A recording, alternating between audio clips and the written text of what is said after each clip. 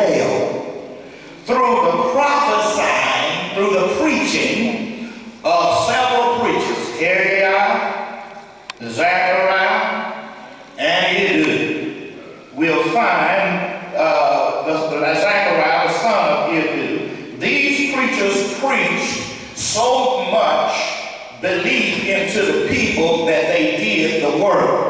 And they even had 3 kings that were able to help them, willing to help them rebuild the temple.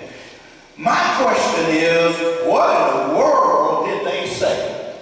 After almost 100 years of the slab on the ground, they all of a sudden gonna come and rebuild the temple. After you waited so long, can God still do the work? What happened? What message did the prophet bring from heaven that motivated and inspired and stirred the people up, that caused them to want to remodel? There's somebody I'm talking to right now. You feel destroyed. You feel devastated. And some storm has come in your life. You've been through hell and high water. You've been through some valleys and shadows of death. You've been stuck in darkness for some days, and you've been praying for God to bring you to the marvelous light. Well, here is your chance to see what Haggai says happened to motivate people to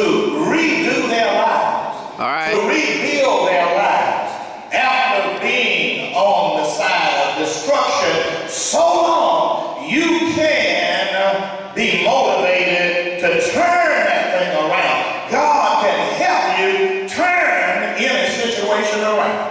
Doesn't matter how bad it looks, God is able to remodel. God is able to reconstruct. God is able. That's why Paul says, if any man be who?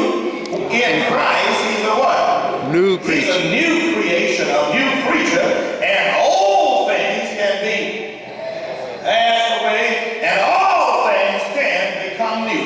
What did Haggai say to the people that caused a renewedness, a revival, a return, a reconstruction, a renovation to happen in the midst of God's people?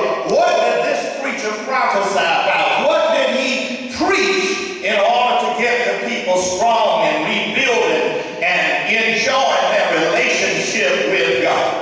I'm glad that you asked, because in Haggai chapter 1, these first 14 verses, here's what Haggai said to God's people to stir them up again.